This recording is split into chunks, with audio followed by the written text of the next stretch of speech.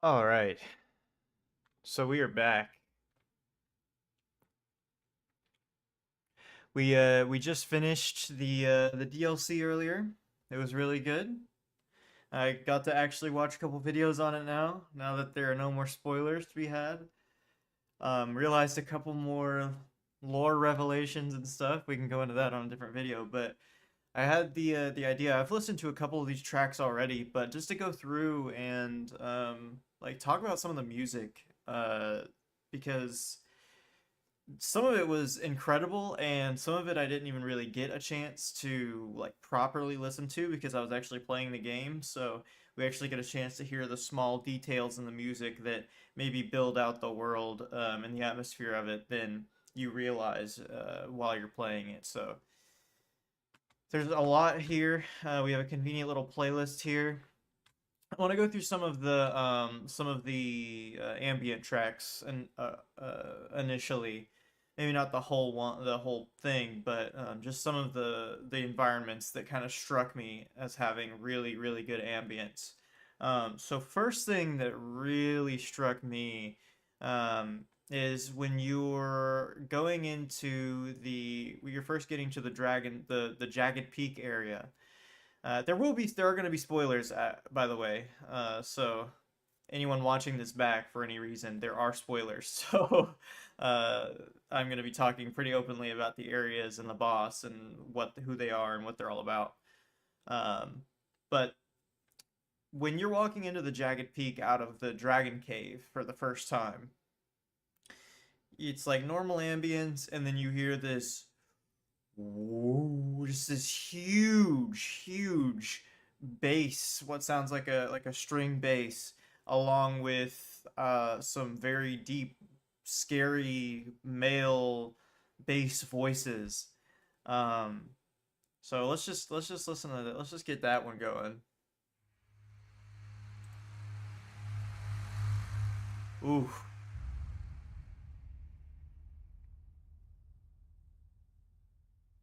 that reminds me of a lot of Dune. To anyone who's seen Dune, just these huge guttural. It almost, listening back, it almost sounds more like a really deep woodwind.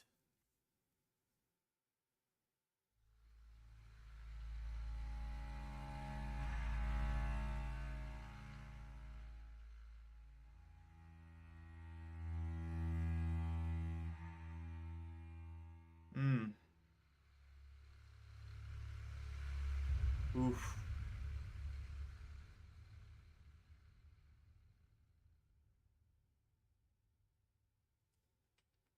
I mean, I'm pretty sure this is all it does, but it really underlines, um, like the area that you're in because you think of dragons and this hugeness and sort of slowness, but with the atmosphere that's going on at the time, it doesn't feel like there's so much time in between them. Mm. It just feels like something you don't know. You know what I mean? It feels very like primal, kind of. You can hear the in the background. I mean, it is just it feels huge and big and ancient and it's so cool. This area really struck me. I love that deepness. The other one, Midra's Manse, which is basically the mansion area, the house of Midra or Midra. Um, this one is really cool.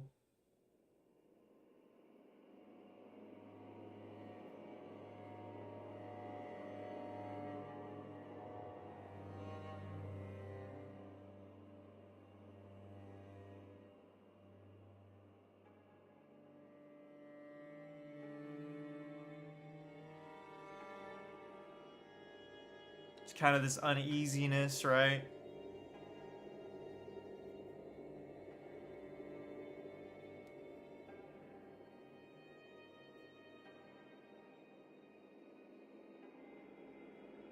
Mm.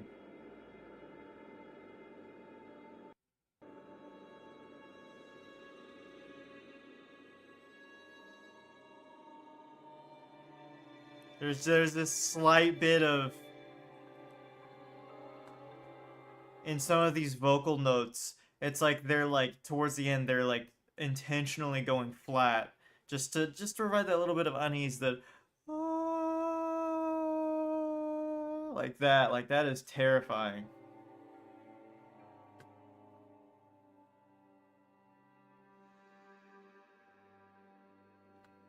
Oh man, there's so much.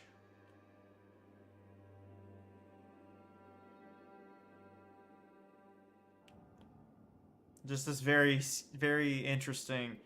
Something they do really well is the sad stuff. They use some chords actually in the music for Shadow of the Erdtree that are pretty unique.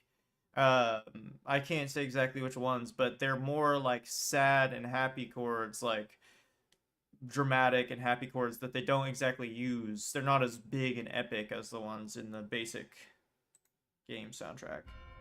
Of course, the basic, this is the first thing you hear when you enter the land of shadow.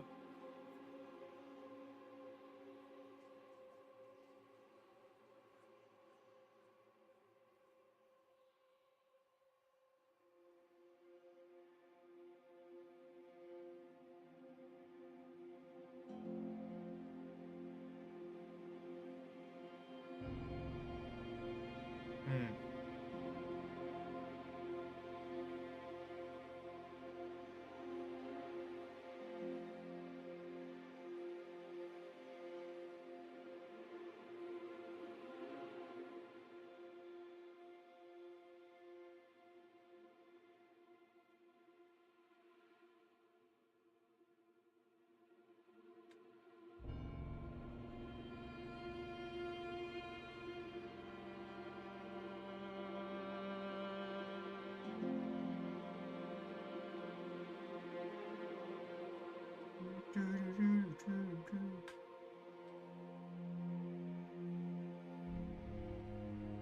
Hmm. I haven't listened to it enough yet to be able to catch the boss themes in each. Sometimes the FromSoft in their games they will have the boss themes referenced in the ambient tracks of the area. I have not listened to it enough to be able to like point that out.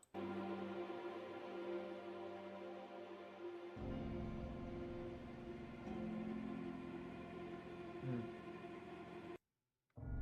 Then at night, it's of course deeper, darker.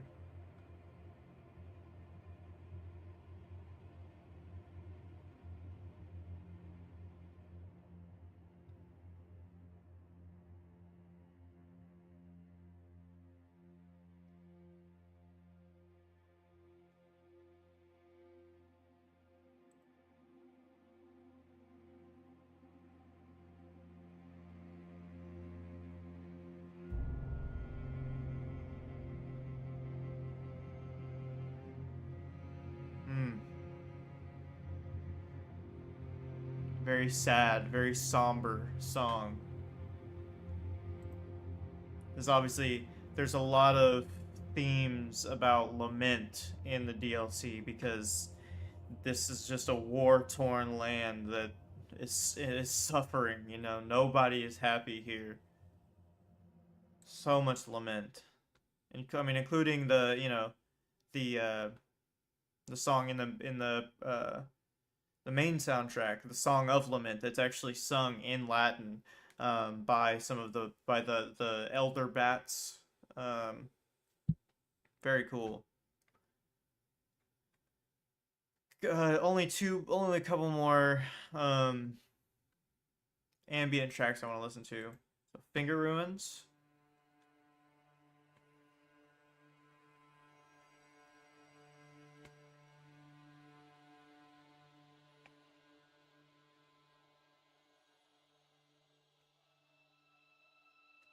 This is one that I expected to be a little bit more alien because this area just looks so unlike anything that we've seen in Elden Ring so far. So I'm surprised it's not a little bit different.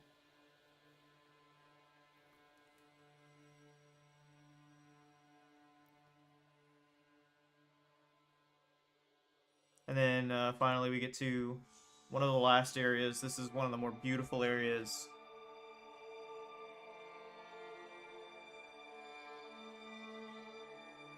You can tell we've ramped up a little bit. There's this feeling of like, okay, something's happening. We're getting there.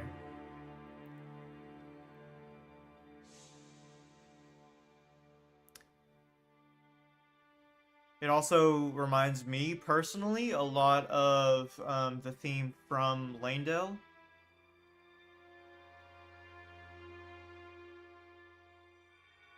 Has a very similar vibe to me.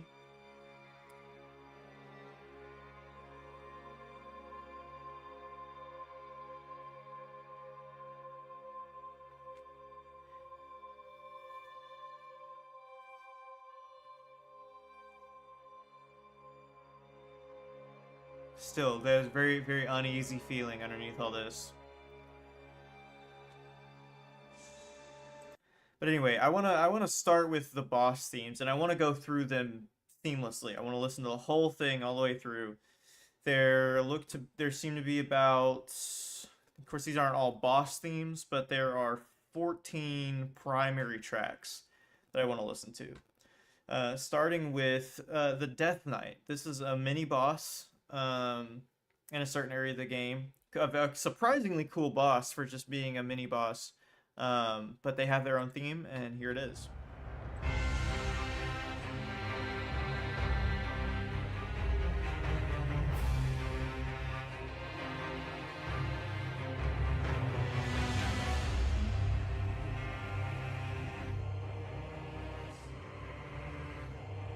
Mm.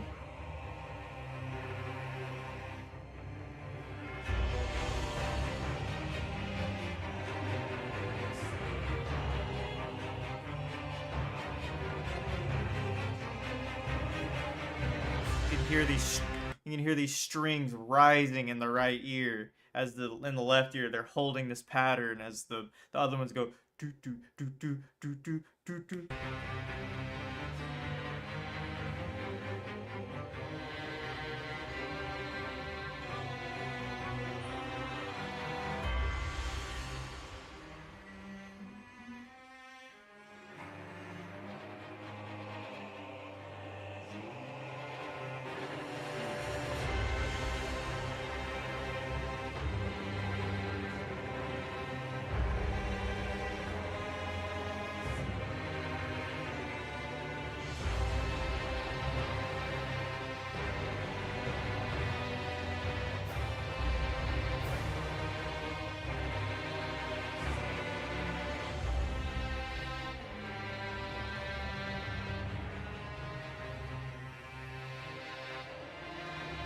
There's this feeling of there's this real feeling of grave duty, just absolute focus on the mission and what your purpose is, and it's very dark and it's very dim and it's very somber. It's so cool, but at the same time there is this heroicism about it. It's just mm, these deep voices.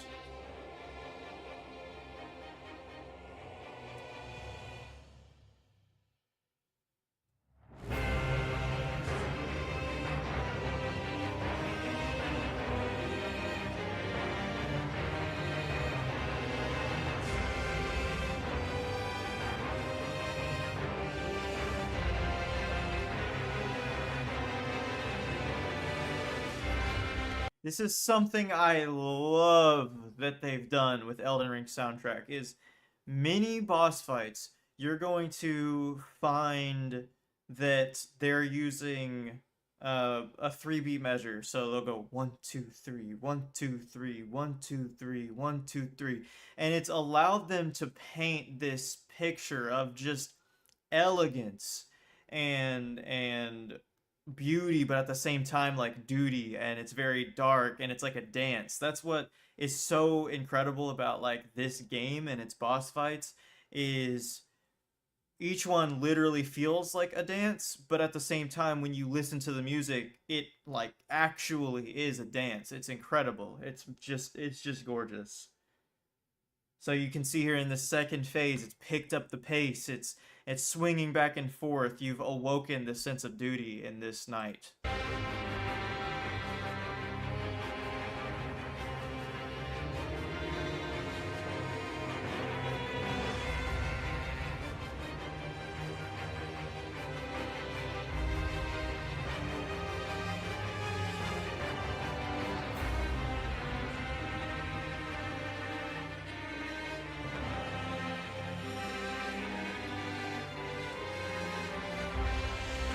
Is that the Death March?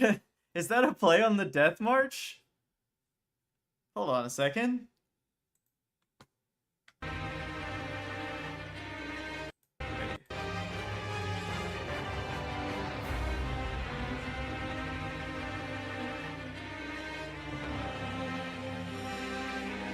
It's very similar. It's very similar.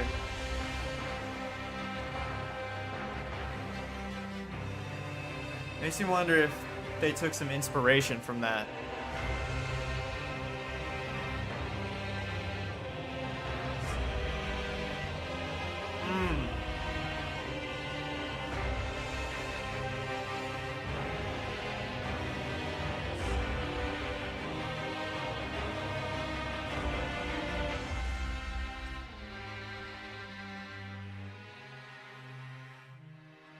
You can tell that, especially if you understand the lore behind this boss, you can tell that this boss is, there's again so much lament, so much torment. Their duty, their existence is so grave and so, ugh, it's crazy. But also they take it very seriously. It's so cool. This one is called Elder Inquisitor.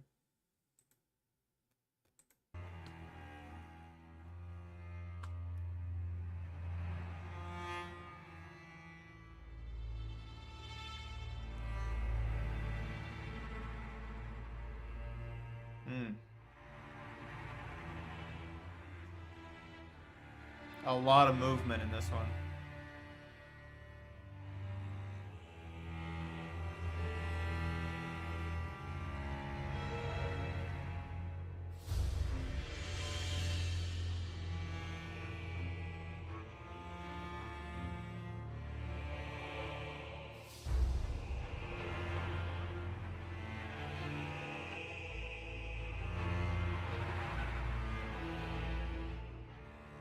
You can hear so much movement in the background.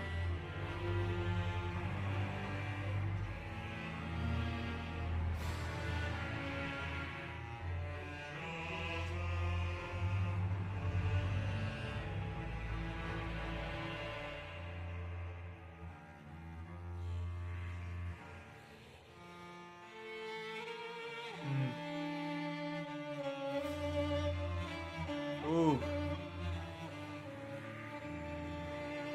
What a beautiful melody, man. That is gorgeous.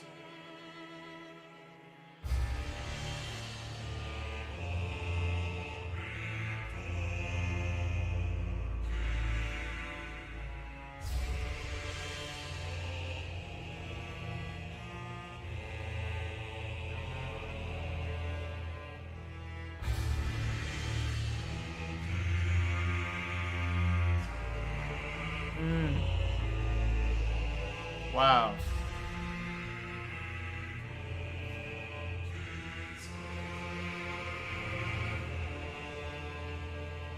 Wow.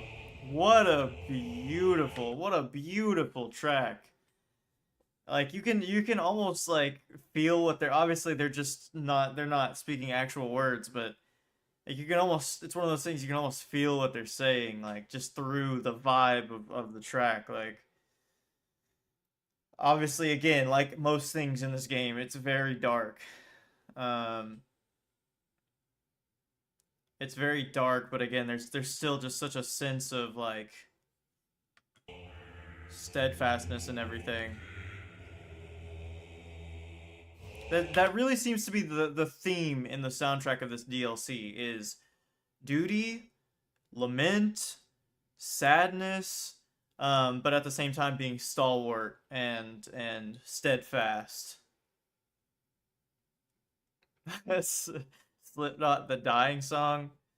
Hey, you know what? It would actually probably fit with this DLC, because that's all you do. That's all you do.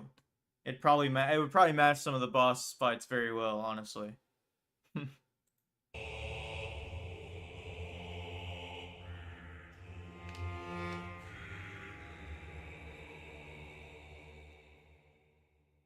It's a banger. Oh yeah, I'm sure it is. Most of their music is.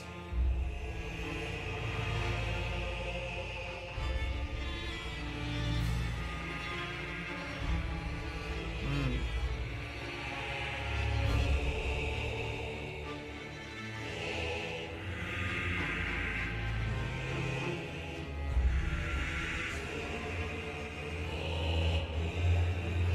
man.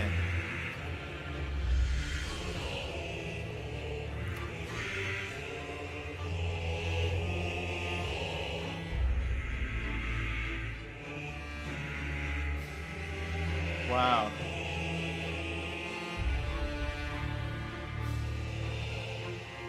Throughout this song, we almost have a back and forth between these huge dark voices and uh and then this very fleeting lamenting uh viola or violin. It's really beautiful.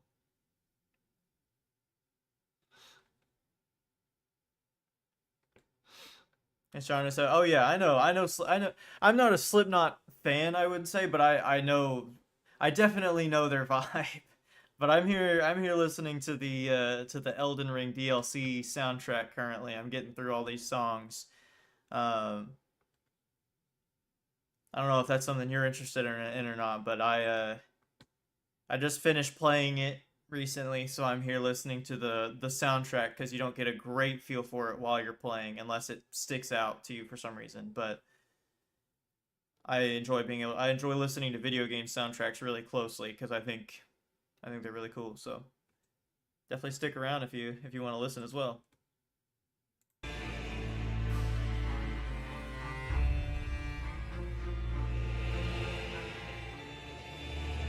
There's a violin on the left, voices in the right.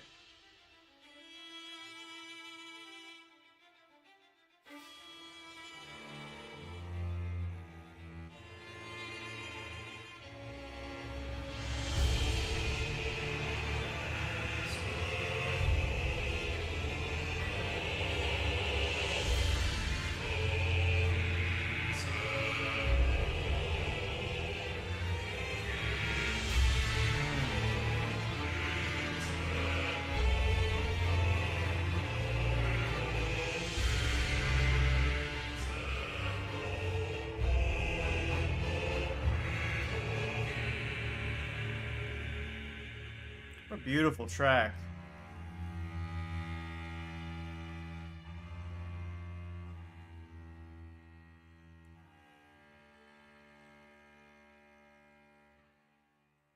Wow. Yeah, that was, you could literally hear in that track, it was almost like a duet between whatever this character, this violin represents, and this darker character that the voices represent. Um, the lore of the boss of this area is, it would kind of make sense for that because the idea is there's this guy that's asking questions, and then there's this, I get what is inferred to be a female character that is sort of very caring and loving and compassionate and does not want this person to sort of give in to their dark urges or their dark nature. So that is a really interesting way of painting that picture. So really well done. This one I've heard already, but I've only listened to it like once or twice. This is the Divine Beast Dancing Lion soundtrack. It is. I'll point things out, but I don't understand how making a track like this is humanly possible. And I mean, it obviously is, and someone who actually really knows what they're talking about would be able to point out to you why it's possible. But just listening to it, it doesn't even sound like real. It's crazy.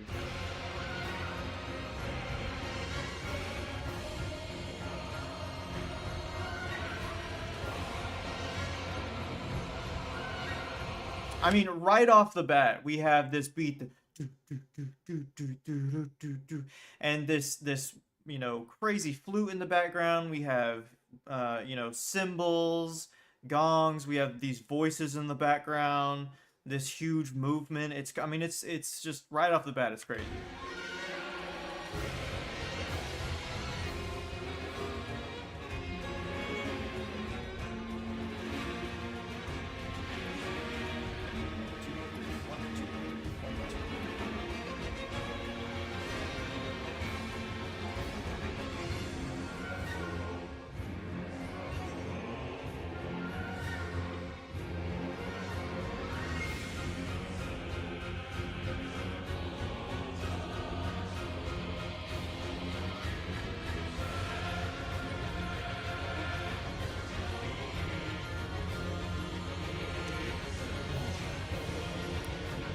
This boss is obviously heavily inspired by like the Chinese festival dragon. You can hear those elements in there with the different gongs and cymbals, but I even hear some elements of like certain music from like India in there. There's obviously more whimsical like Western sounds and the chanting. It's just a crazy mix. Building, building, building.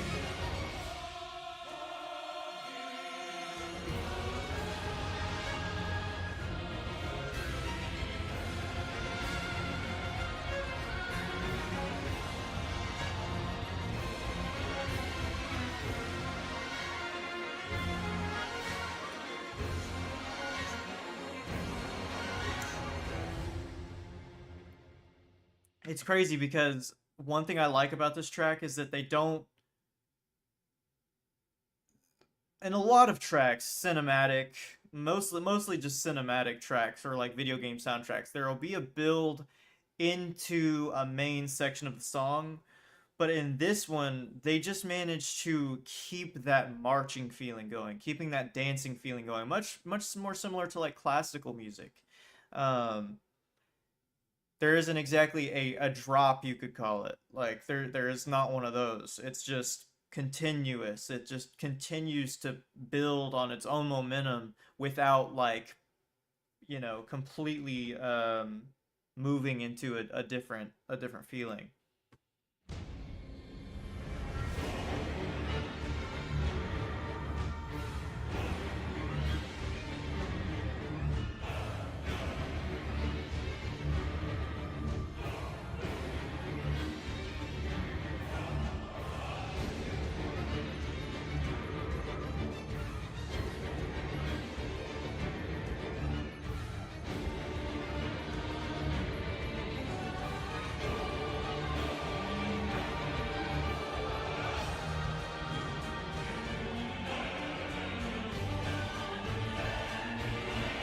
Man,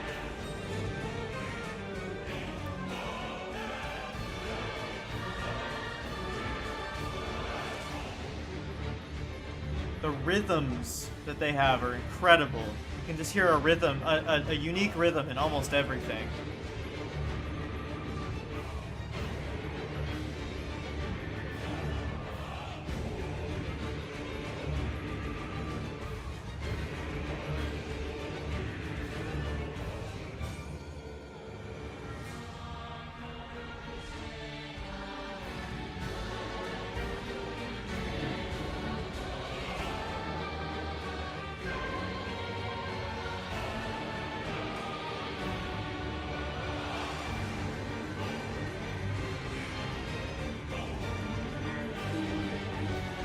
Ah,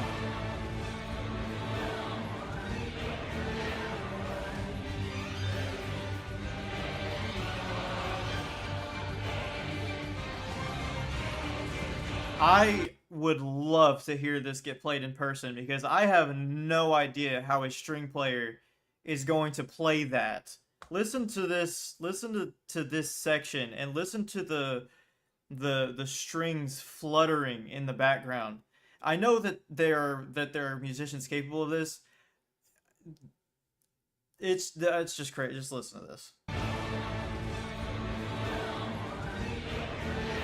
You have the flute doing it as well.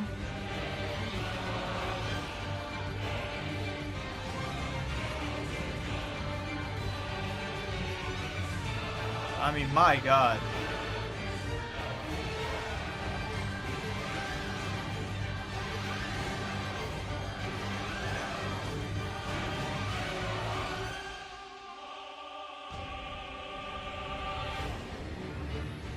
Just keeps going. Whew. I mean, wow.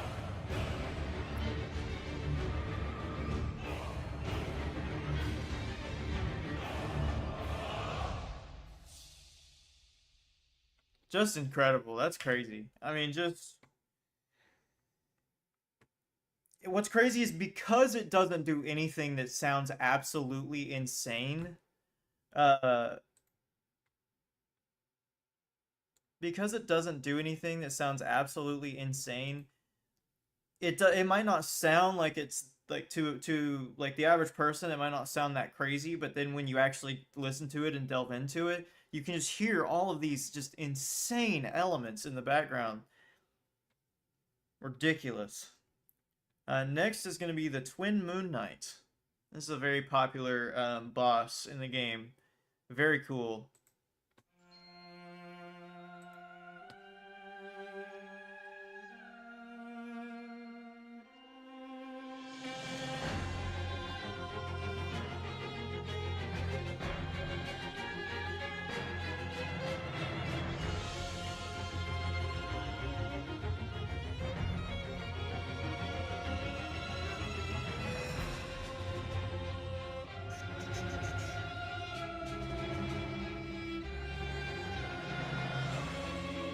You hear what almost sounds like a military drum in the background, like a marching drum.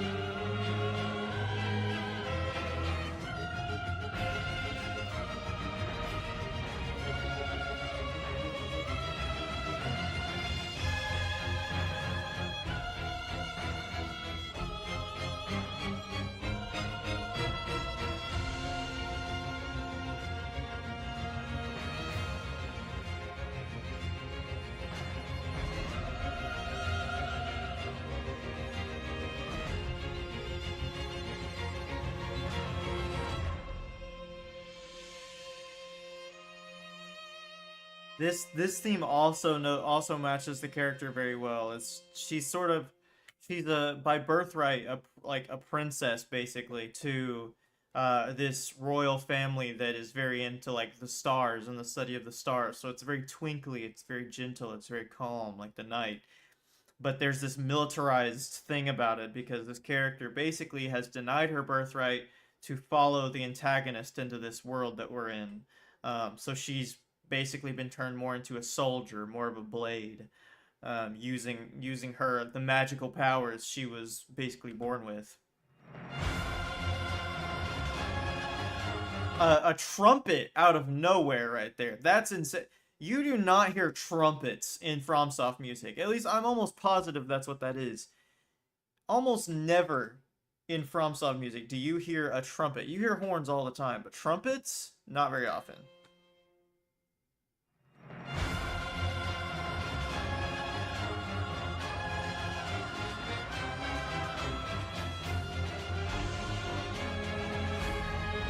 Doesn't last very long though.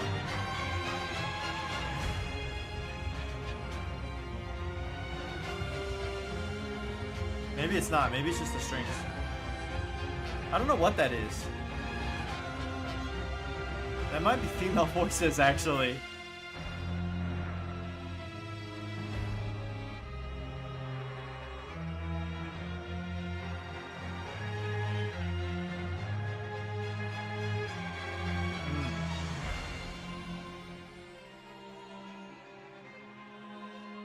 Again, there's that gentleness, that plinkiness, that sort of...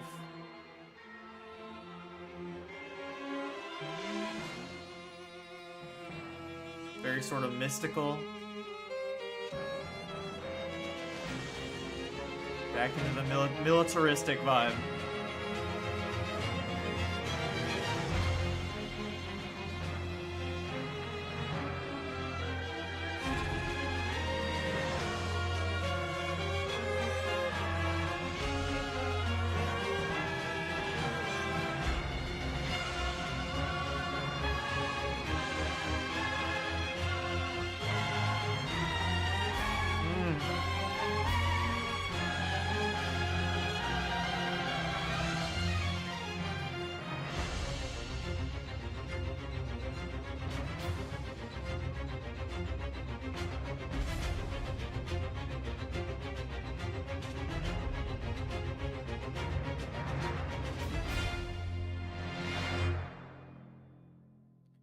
This says quite a bit. This is probably as beautiful and as gorgeous as this track is. It's probably one of the weaker of the main boss themes of this DLC, which just says something about how incredible the boss themes of this DLC are, because it's really good. So this boss, this is a mini boss I actually did not fight. So I'm going to be hearing this for actually the very first time.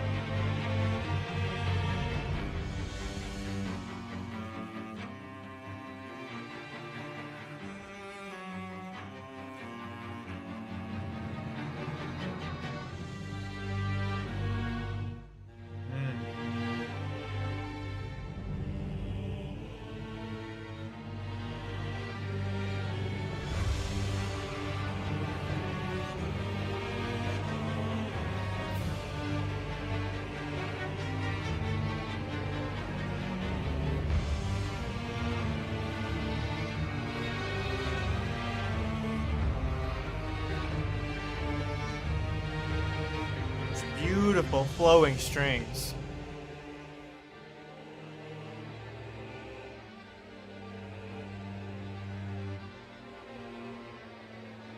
Wow.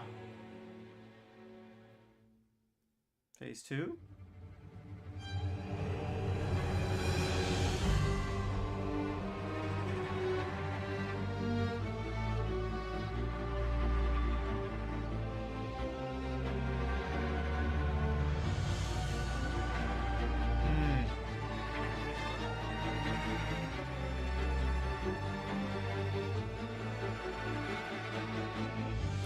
Just flowing strings. It just never stops.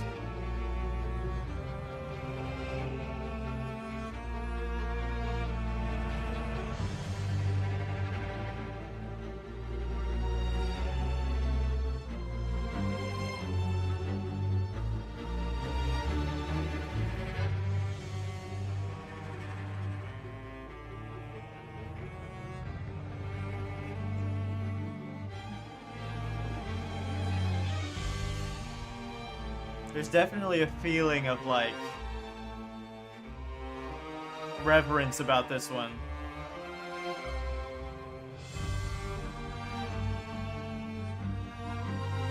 But just just like any of the songs in this soundtrack, again, there's the one word that comes to my mind is lament. There's just so much lament in every note that the viola plays, the violin plays. It's just ugh, it's very sad. It's a very sad universe in this game.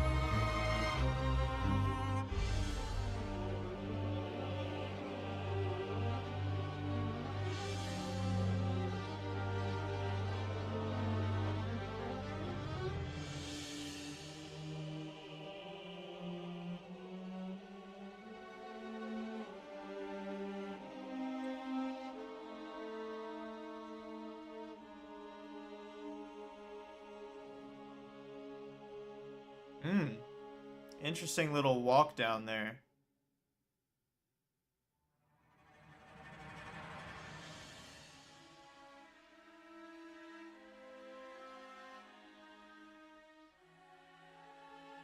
And unlike you might normally expect a phase 2 to do, which is like come in huge and big, this one is very gentle and soft and almost gentle. Did I say gentle already? Or did I say beautiful? It's both.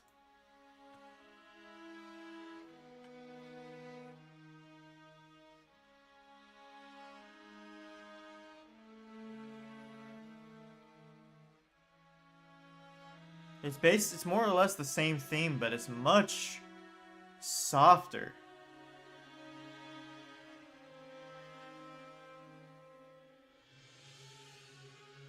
It almost sounds like a little broken. Like it's lost some of its light. Or lost some of its fire.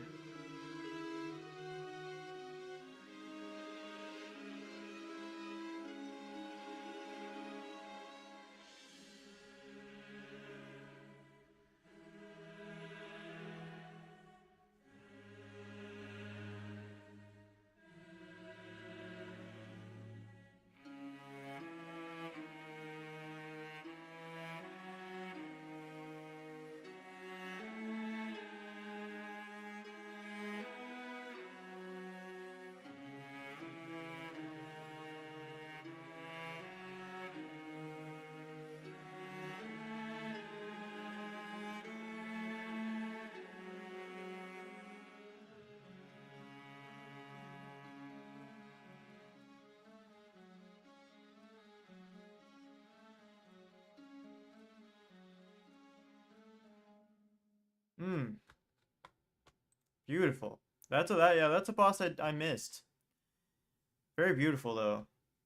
Weird, interesting second phase choice. Again, normally in most tracks, even in this game, it would be the second phase comes in big. It's faster. It's louder. It's harder. But in this one, it's a lot gentler. It sounds a lot less lively. The Putrescent Night.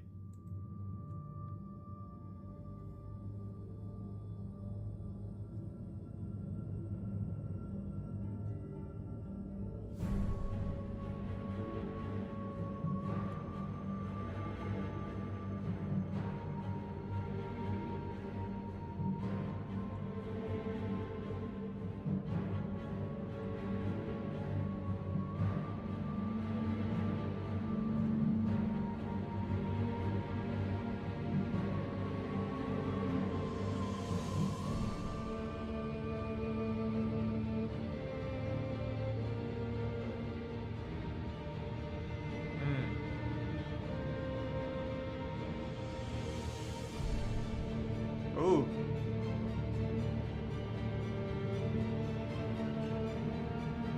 Wow. Okay.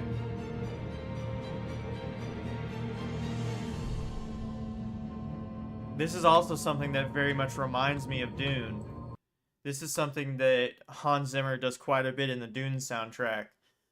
Um, where right here in this main part, we're hearing two bass notes. It goes do do, and it builds on top of that. It just goes back and forth. Do doo, and it allows for this really interesting like build of tension, but also that sound is so guttural. It feels when you do that, it feels like I don't know, it feels not inorganic, but it feels bigger than you. It just feels like it's oscillating. It's huge.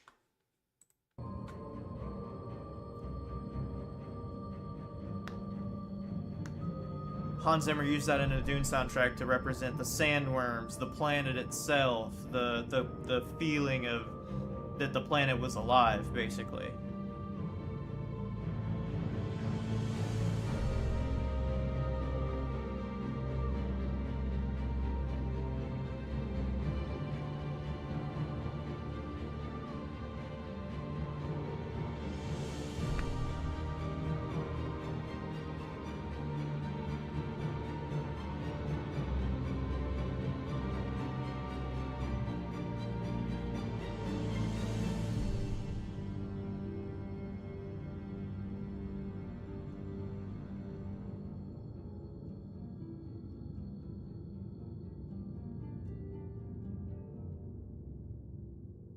Hmm.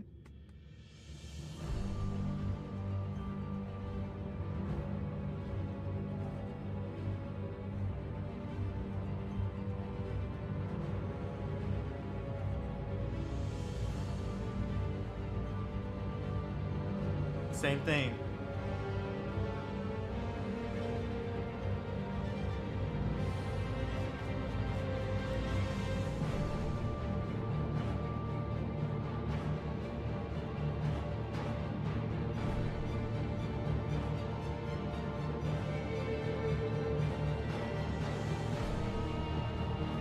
Hmm. That is a chord they don't often use. That do because that is a very like mainstream cinematic chord.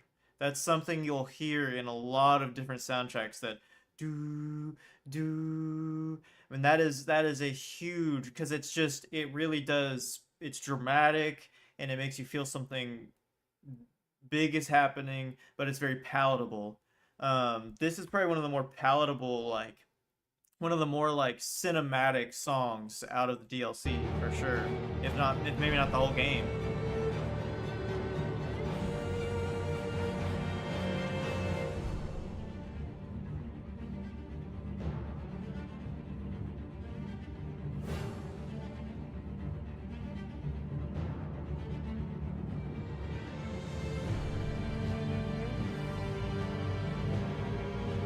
It just every time it does this, it gets a little bigger.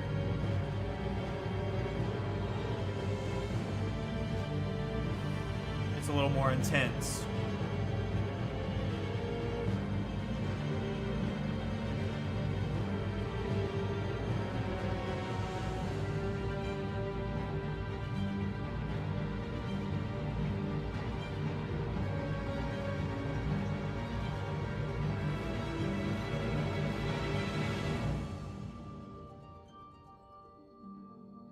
Mm,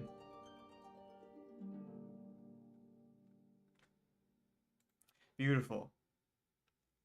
That one was cool. That one was cool. I love when they do refreshing stuff because that's the thing is like something I love that they do is musically and it is especially so for this DLC.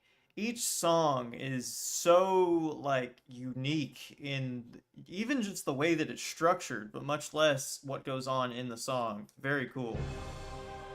The Saint of the Bud. This boss is really cool, and if you are familiar with the base game, there are callbacks to Millennia's theme in this song.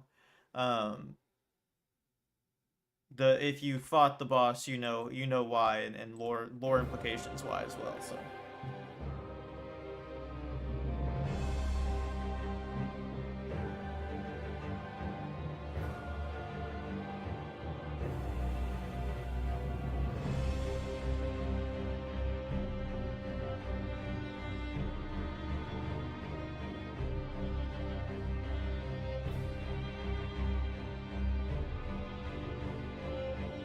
this is something that they probably do most in their songs, is they'll have strings and percussion in on the low end, just just presenting a rhythm, just presenting a bass rhythm, and they'll go into this solo string section where that I guess sort of most likely represents the character that you're fighting, their story, what they're feeling, currently, what they're feeling while fighting you, that sort of thing. So that is probably the thing they do most. They do it with most of their boss fights, but it really does get very nice.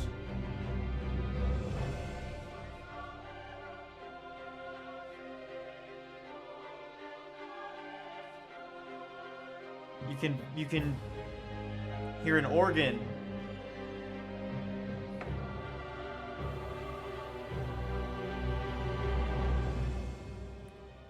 Whenever they use an organ in these tracks, it's always to represent holiness, reverence, divinity, that sort of thing.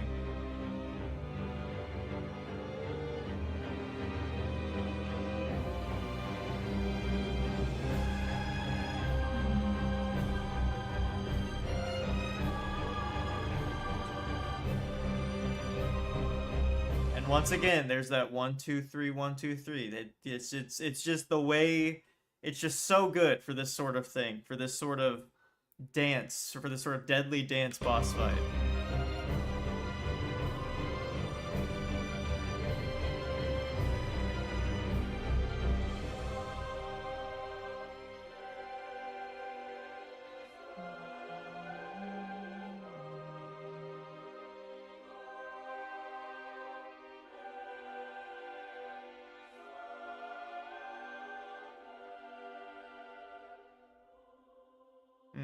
Beautiful.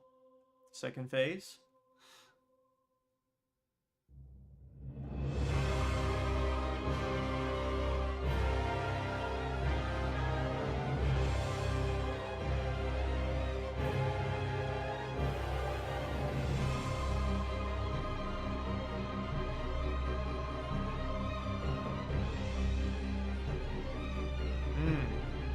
God, listen to that, the strings.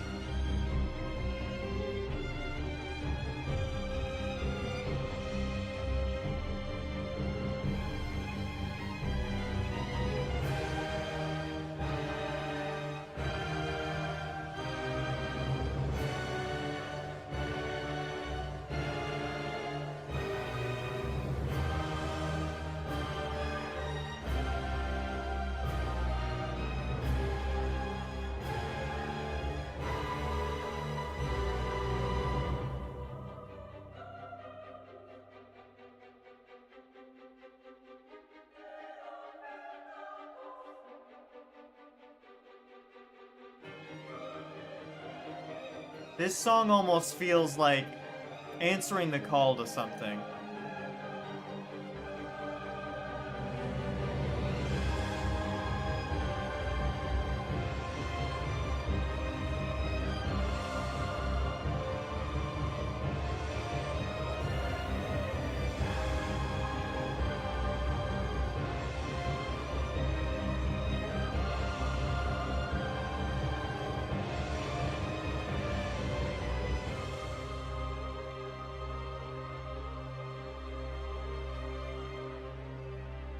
It's like you can hear these pleading strings, these pleading voices that get met with these beautiful solo passages that match the melody and everything.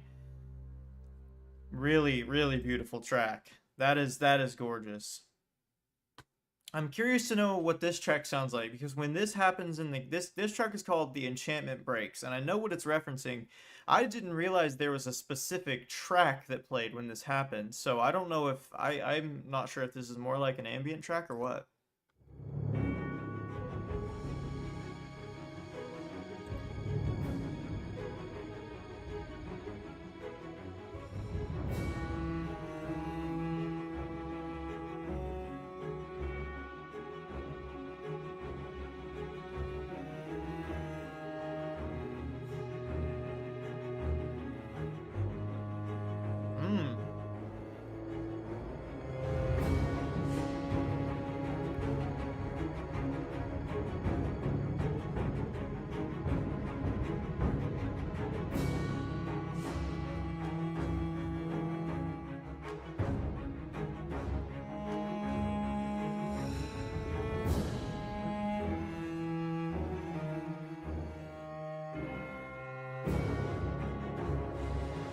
Very sinister, isn't it?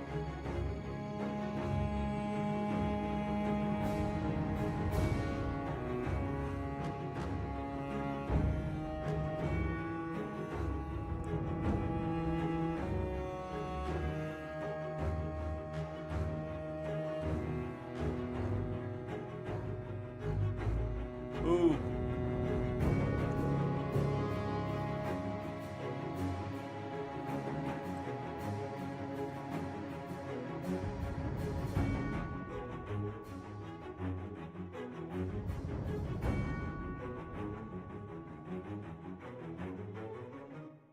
Interesting string plucks there. It's something I don't know, doesn't feel as it doesn't feel as serious as the rest of it. I don't know, it's weird. Let's see. This song is called Those United in Common Cause.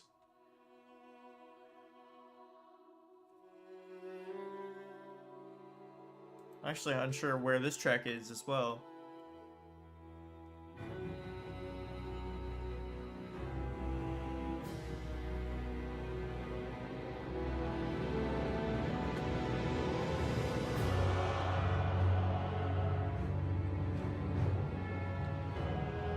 Whoops. What's happening here?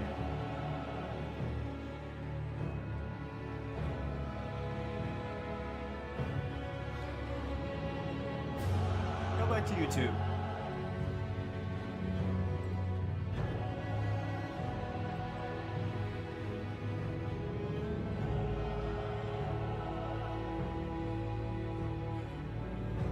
Why did Task Manager open? My computer's freaking out.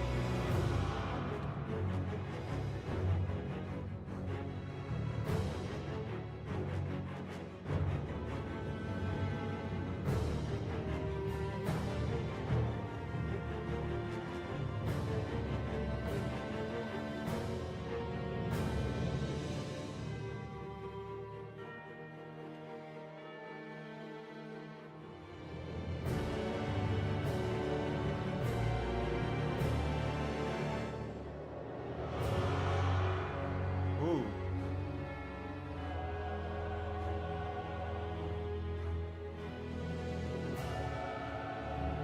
Wow. Very, again, very dramatic, very duty driven.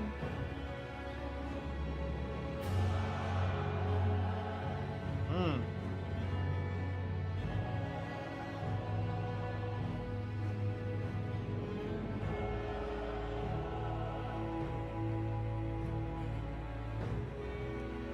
Almost hopeful.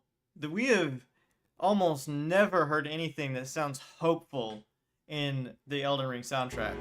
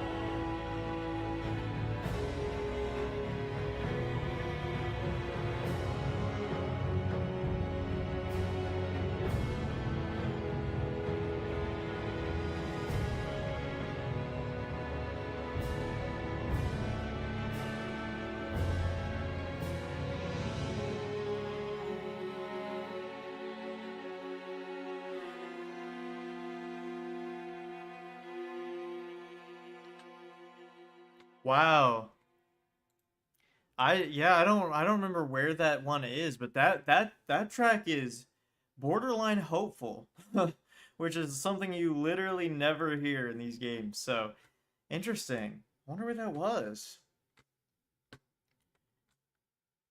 Let's see. I want to listen to a specific one first because I think this track is something very unique and something that we haven't probably heard since Bloodborne when it comes to a soundtrack, which is just it's so weird.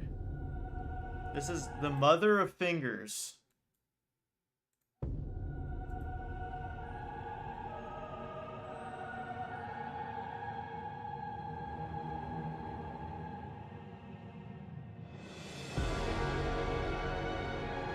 Mm.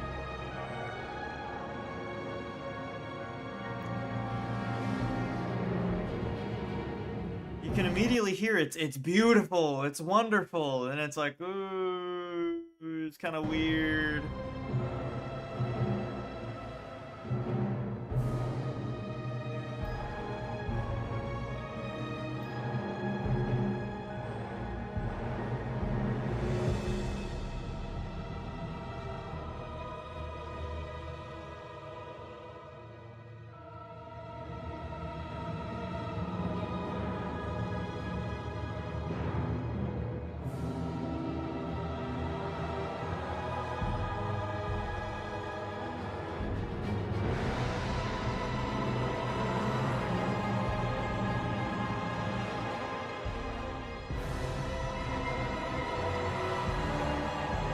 Give me just a second.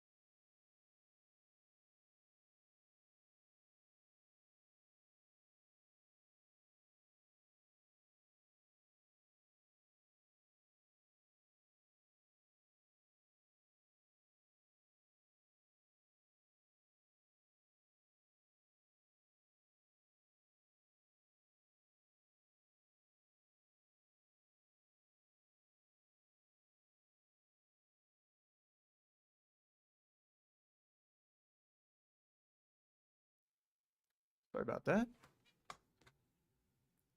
I'm probably gonna listen to this one and then hop off. Unfortunately, I only had a few more to go, but I've run out of time this evening, so.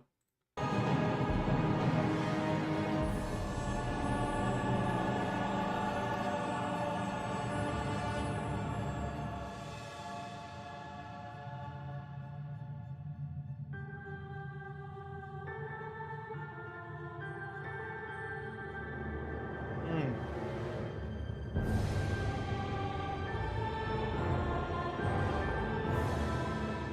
Oh, it's so huge and holy and twisted. It's crazy.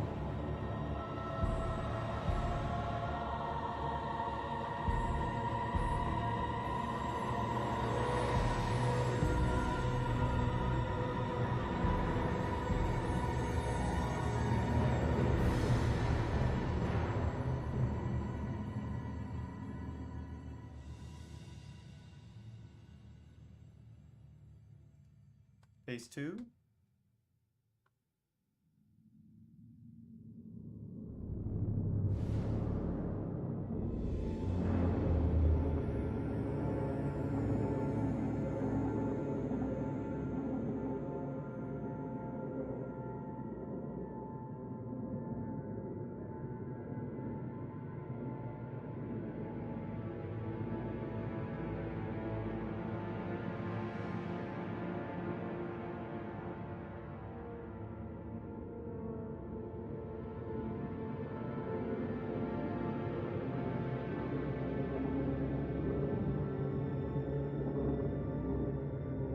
Oh, you hear that just twisted sound? Ugh.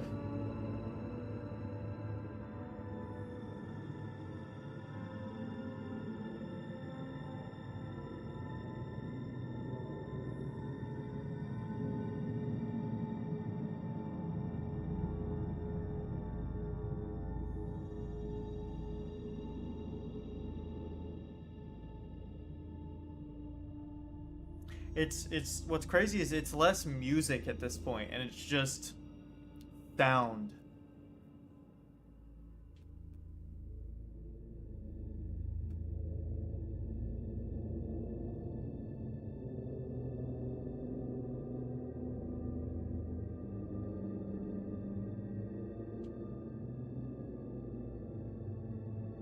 It's almost like there's almost a melody there, but it's like not actual notes.